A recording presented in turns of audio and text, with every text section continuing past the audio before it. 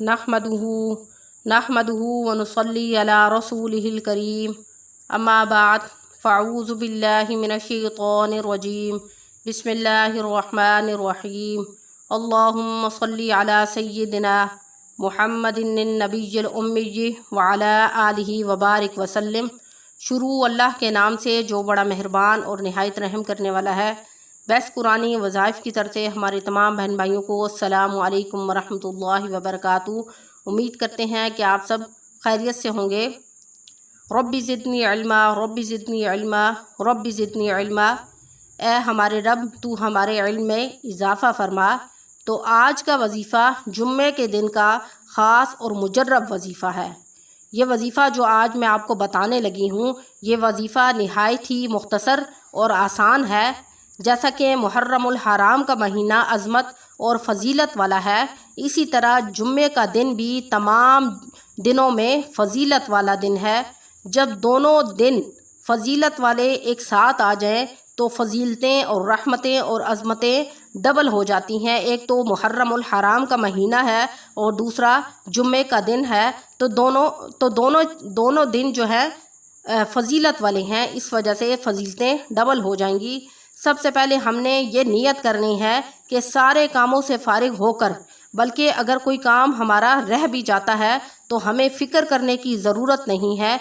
फ़िक्र करने की ज़रूरत हमें यह है कि ये वजीफ़ा हमारा कहीं रह ना जाए, लेकिन यह वजीफ़ा हमने हर हाल में करना ज़रूरी है। यह वजीफ़ा सबसे पहले वजीफ़ा करने से पहले हमने सुन्नत के मुताबिक गुस्ल करना है, सुरमा लगाना है, खुशबू लगानी है, जो हमारे नबी की सुन्नत है, जो हमें बतलाया गया है कि जुम्मे के दिन हमने ये ख़ास अमल करना है। और जुम्मे की नमाज अदा करने के बाद हमने इस अमल को करना है।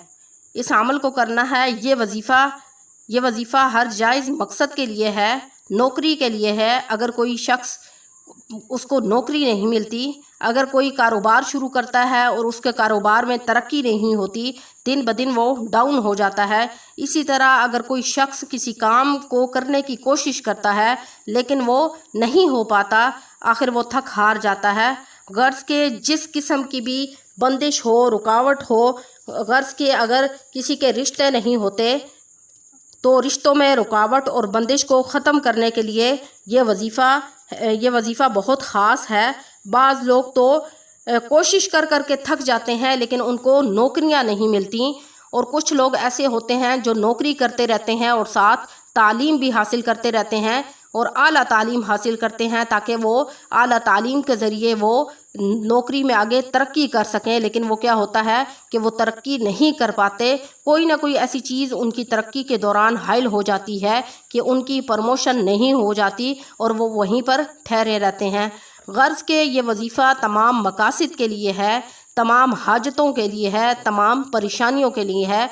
जो भी शख्स परेशान हो, मजबूर हो या बेबस हो गया हो, लेकिन फिर भी एक दरवाज़ा ऐसा है जो हर वक्त खुला है। आपको पता है कि हदीस मुबारका में इरशाद पाक है कि मायूसी कुफ्र है। ये नहीं है कि हम अगर किसी चीज़ को करते हैं, बार बार करते हैं, तो हमें उसमें कामयाबी नहीं होती तो हम मायूस हो जाएं, क्योंकि मायूसी कुफ्र है। इसलिए हमने मायूस नहीं होना बल्कि तगो-दो जारी रखनी है। कभी ना कभी ऐसा होता है कि हमारा काम हो जाता है, अल्लाह रब्बुल इज़्ज़त हमारी दुआ को सुन लेता है। तो हमने क्या करना है कि मायूस नहीं होना बल्कि अपने रब से मांगना है, गिड़गिड़ा कर अपने गुनाहों की माफ़ी मांग कर कि क्या पता हमसे ऐसा कौन सा गुनाह हो गया है जिसकी वजह से हमारे फ़लाँ काम नहीं हो पाते, और अपने हबीब का वास्ता देकर हमने दुआ करनी है। और इस वजीफ़े को करने का तरीका ये है जो मैं अभी आपको बताऊंगी। आपने बिल्कुल इसी ही तरीके से वजीफ़ा करना है और वजीफ़ा करने के बाद आपने फ़ौरन दुआ करनी है। तो वजीफ़ा करने का तरीका ये है कि आपने जुम्मे की नमाज़ अदा करनी है। अगर औरतें हैं तो ज़ाहिर है वो घर में नमाज़ अदा करेंगी, अगर मर्द हैं तो वो जुम्मे की नमाज़ बाजमात मस्जिद में अदा करेंगे।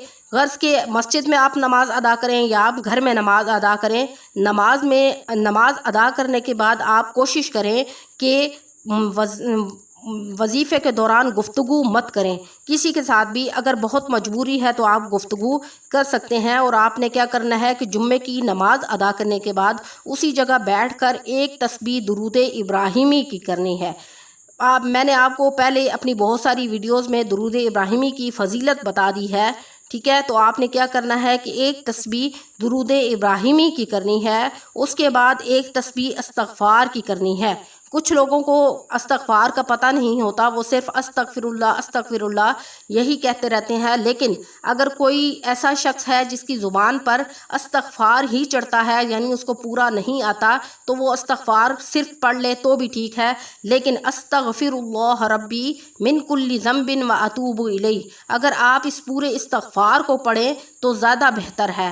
اور وہ شخص جس کو استغفار پورا نہیں آتا اور اس کی زبان پر نہیں چڑھتا تو وہ صرف استغفار کو پڑھ سکتا ہے. لیکن آپ کوشش کریں، جن لوگوں کو اچھے طریقے سے عربی اور قرآن مجید آتا ہے وہ استغفار کو پورے طریقے سے ادا کریں. استغفر اللہ ربی من کل ذنب و اتوب الیہ. ٹھیک ہے، آپ نے کیا کرنا ہے کہ نماز ادا کرنے کے بعد ایک تسبیح درود ابراہیمی کی کرنی ہے. اس کے بعد ایک تسبیح استغفار کی کرنی ہے. اور اس کے بعد ایک تسبیح یا اللہ یا رزاق یا وہاب، یہ 3 نام آپ نے پڑھنے ہیں. اس کے بعد آپ نے ہاتھ اٹھا کر اپنے رب سے دعا کرنی ہے اور سجدے میں چلے جانا ہے. اور سجدے میں جانے کے بعد اس کے سامنے گڑ گڑا کر عاجزی اور انکساری کے ساتھ آپ نے اپنی بے بسی کا اظہار کرنا ہے کہ صرف مالک اور خالق اللہ کی ذات ہے. اور اگر ہم آج سجدے میں گر کر اس سے مانگ رہے ہیں تو سجدہ کرنا بھی صرف اور صرف اس رب کو جائز ہے، اس کے علاوہ کسی کو جائز نہیں ہے. اور اس لیے اس کے بعد آپ نے دعا کرنی ہے. جو بھی آپ کی حاجات ہیں، جو بھی آپ کی پریشانیاں ہیں، جو بھی آپ کی تکلیفات ہیں یا آپ مصائب میں گھیرے ہوئے ہیں، تو آپ نے تمام پریشانیوں کو مد نظر رکھتے ہوئے دعا کرنی ہے. اور اس کے بعد آپ نے اس وظیفے کو ختم کر دینا ہے. اور یہ وظیفہ نہایت ہی مجرب اور آسان وظیفہ ہے اور آپ نے اس وظیفے کو ضرور کرنا ہے. تو انشاءاللہ نیکسٹ ویڈیو کے ساتھ آپ کی خدمت میں حاضر ہوں گے. وآخر دعوانا ان الحمد للہ رب العالمین. السلام علیکم ورحمۃ اللہ وبرکاتہ.